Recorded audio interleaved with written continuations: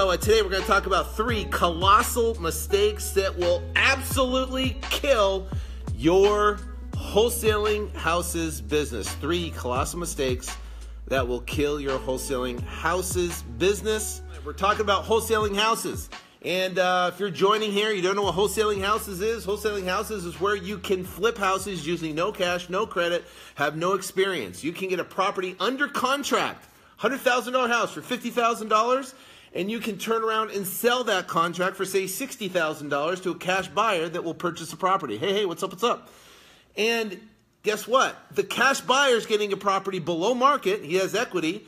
And you are the person that brings the two together, the seller and the buyer. You get $10,000 and the seller gets that $50,000. That is called a wholesale transaction, and it works and it's awesome. Wholesaling houses, there are major, critical, colossal mistakes that you can make that you don't want to make that can literally cripple your career. So what I want to do is, over the next couple days, I'm going to give you the 3 mistakes. So today I'm going to give you mistake 1, and then I'm going to give you mistake 2 and mistake 3 in the next day or so. Give you those, and I'm trying to keep these 10-minute tips to actually 10 minutes. So you can get on, get off, get a tip, and get something that works. So first off, I'd like to do, if you like this content, please share it. Please share it with your friends. Please share it with whatever. You know, you can swipe, you can share it, you can do whatever. That would really help a lot. And also, give me an idea if you like this content. And if the content's something you like, then definitely share it. That will give me the indication that that it's something that you want to learn more about. The more you share it, the more it lets me know that you want more of that, and I will do more of that content that is for you guys. That'll be great. All right, so what is the first colossal mistake, right? There's 3 colossal mistakes. I'm going to do the first one here, and I'm going to do the next one tomorrow, and the next one the day after that.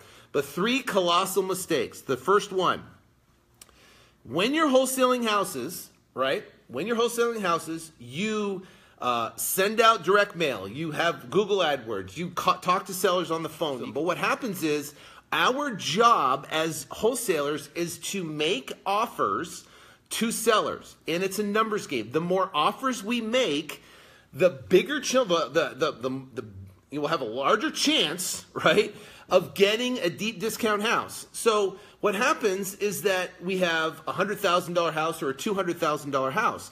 And our job is to offer a low enough number that it makes sense we can turn and sell it quickly. See, the average days on market for a typical wholesale transaction, a typical regular transaction in Phoenix and across the country is roughly 80 to 120 days. So it takes 80 to 120 days to turn around and sell a property, right?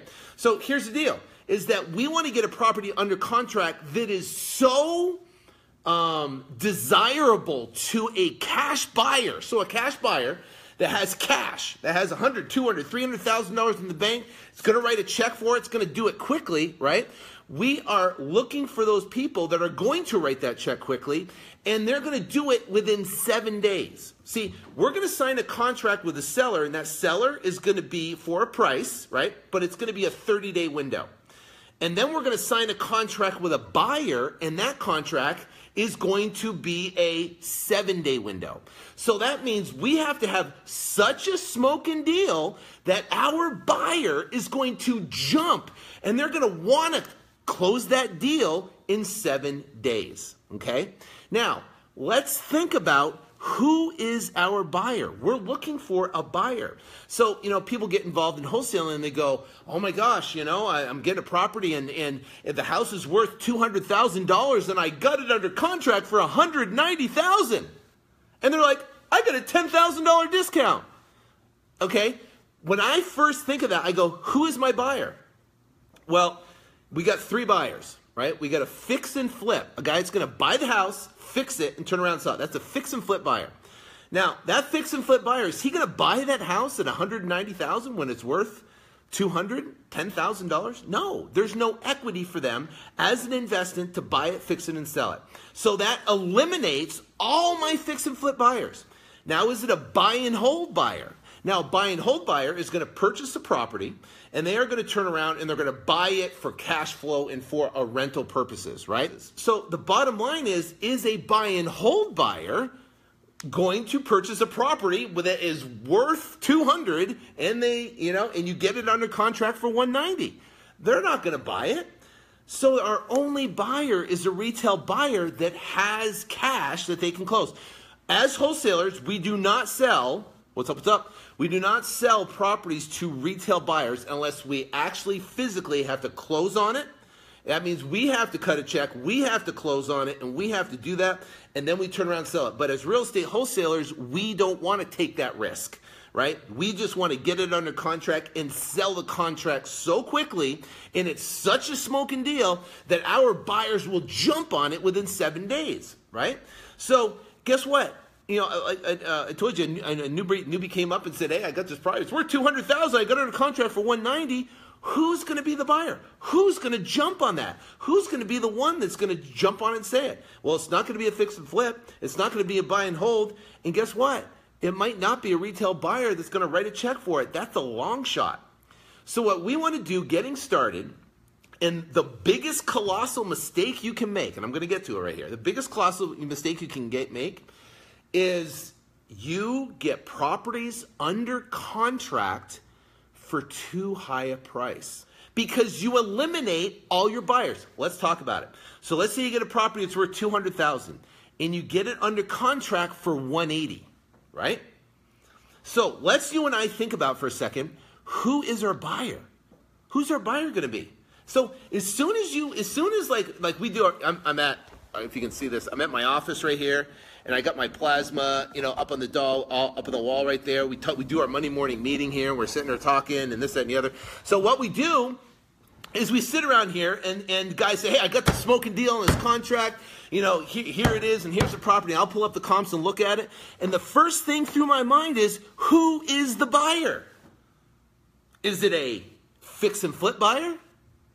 No, because is it a buy and hold buyer? A guy that's going to buy and hold it and for rents? So he has to have cash flow and he has to have some sort of equity. Or is it a retail buyer? See, and you have a retail buyer, right? A retail buyer, and you're looking for a retail buyer that's going to pay cash. That is like finding a needle in a haystack. The probability of selling that property within your 7-day window or within your 30-day window is very tight because you're looking for a needle in a haystack. So what we want to do as real estate wholesalers is we want to get a smoking deal, and we want to look for these two properties to sell to these two buyers. We're looking for a property we can sell to a fix and flip investor. Now, I have a pretty large buyers list, 30, 40,000 names right on the list. We send out surveys to that list. Now, this is critically important information. I'm telling you, listen to what I'm about to say, because here's the deal, is I surveyed our list. So I sent out a survey and I said, hey, what is your biggest buying decision, right? Is it the location? No, it's not the location. Is it the bed and bath? Is it the age of the house, right? Is it the, so location, age, all that was not the factor. I sent out a survey to our entire buyers list. You know what the major factor was? Equity. Equity. That is the buyer's number one buying decision. So all of our buyers and all of our 34,000 people on our email list, right? All of the buyers, their biggest number one buying decision is equity, right? So here's the deal. What is the number one first colossal mistake you can make? The first colossal mistake is getting a property under contract, right, for too high a price, because you eliminate that fix and flip buyer. And guess what? There's no equity in the deal. So you get a house under contract for that's worth $200. You get it for $180. There's only $20,000 there. You eliminate the fix and flip buyer because there's not enough equity. Here's the rule of thumb. You got to have a minimum of 30% equity in the deal. 30% equity. So a minimum of 30%. The more you have them equity, the faster you're going to sell that property. You have a property you put out to market at, say, 68%, 65%. You'll sell that property so fast. Why? Because of the equity play. Now, here's the deal. So we talk about a fix and flip. Fix and flip is looking for equity. The second buyer, guess what they're looking for? They're looking for, this is your second buyer. So you got 3 buyers you're selling to, right? So 3 buyers. So the bottom line is we're looking for 3 buyers, right? Our best buyer is a fix and flip buyer, right? And they're gonna jump on equity. Our second best buyer, and these are investors right here, is a buy and hold, right? Now, buy and hold, what is a buy and hold investor looking for? So we got a buy and hold investor that's looking specifically to buy a property for future appreciation and cash flow. That's it. That's the only reason why they buy the property. It's future appreciation, cash flow. So here's the deal, is that they are looking for cash flow, $200, $300, $400, $500, $600 a month, right? That's what they're looking for. They're looking for cash flow and appreciation. Absolutely, most definitely. So that buyer is looking for cash flow and appreciation. So if you get a $200,000 house that's $180,000, but you look at the rents in the area and the rents are $1,500, and the mortgage payment on a house that would be $12, $13, $14, $1,500. That's not a lot of cash flow. And guess what? It's going to be very difficult to sell your property, because remember, we're getting a property under contract. We got to get it at such a good price that it cash flows for this investor, and it's a fix and flip play for the fix and flip investor. So if it doesn't have one of those 2 factors, then the only other buyer is the needle in the haystack, which now, your needle in the haystack is where you're finding a retail buyer that's going to pay cash, okay? So here's the thing. The colossal mistake is that people getting started, whether even if they've been around and they're veterans, right? A colossal mistake is they get excited when they go meet a seller. So they go meet a seller, and they're going on appointment, and they go in the house and they meet with the seller, and they're talking to the seller, and they're going all around, and they don't have a locked in number. See, we put a folder together. We have 3 comps in the folder. We have a repair sheet. We have our letter of authorization. We have our contracts, our pre-filled out we have that in our folder. But you know what else we have in the folder that's critically important? In that folder, we have our bottom line price that we are willing to pay, right? Basic or bottom line price, our contract price. So I'm going to put in a little thing inside there. I'm going to put, 162. That's my top line. Now, my goal is try to get anything under 162. What happens is people go in that are brand new, and they're so excited to meet with the seller, and they talk to him. The seller goes, I really need 180 for the property. 180 it doesn't work. And we're so excited. We're going, okay. Well, and you sign the contract for $180,000. Now, it's not a good deal. It doesn't work for your fix and flip buyer. It's not going to work for your buy and hold buyer. The only thing is your retail buyer, but that's a long shot, right? That's a long shot. So here's the thing, is that every time you go in to meet with a seller, make sure you have your folder and make sure you have your number written inside your folder. And that is the top line number that you will make no matter what, right? No matter what. Because I'm telling you, I've been in the house and I make friends with the seller and we're talking, we built a rapport, and they're going, come on, can't you just do 175? Come on, I really need it. I got to pay off some credit card debt and can't you just do 175? And I'm like, okay, 175. And I commit to sign the contract. I sign the contract, and then I walk out, and I'm like, I had 162 in my folder, and I gave him one, and I blow the deal.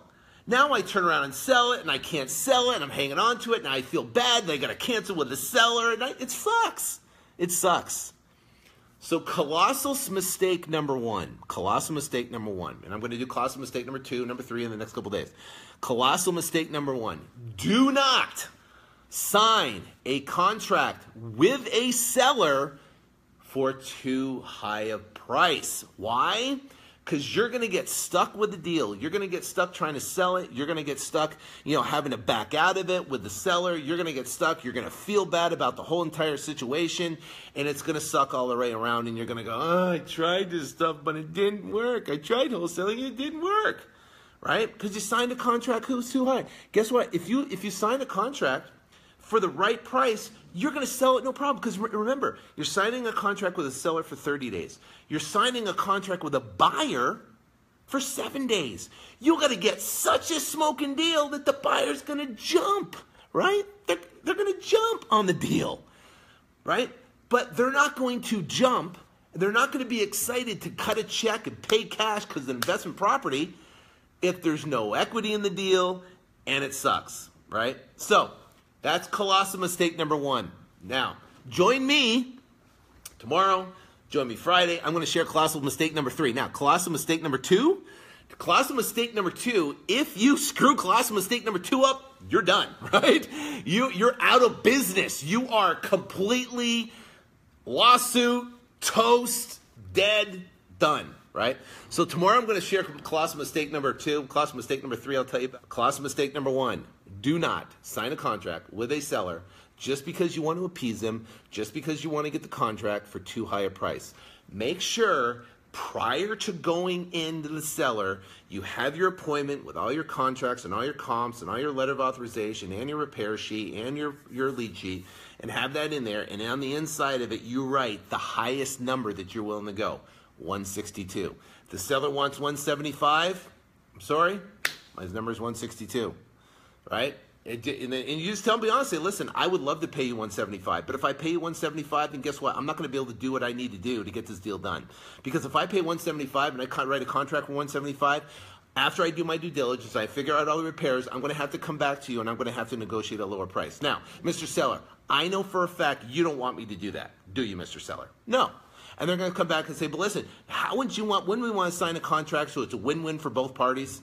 And then you are confident that I can get the deal done? You want that, don't you, seller? Yeah. Okay, great. See, perfect. You know what? Why don't we sign it at 162? Let's get it done. I know I can make it happen. It'll be a win-win for both parties, and then we can get this deal going. So if you talk to like that, and you talk to them, and you be just straight up with them and say, okay, I'll sign it for 175, and then just see what happens, that doesn't work, right? You got to know your numbers. All right, guys, that's a 10-minute tip. Do me a favor. Share this. Go share with everybody if you like this content. We got class number 2 and class number 3 coming up tomorrow, and we're gonna talk about class number 2. It's gonna wipe you out, so yeah, make sure you stay tuned tomorrow. Just put your notification on or whatever you got to do, because I'm gonna come back and I'm gonna share colossal mistake number 2. And my hope is that you never make this, because if you get this down and you go in to make a lower offer to a seller and you get that property under contract, well, guess what? It'll be good. It'll be good. You get that deal and you can turn around and make a big check.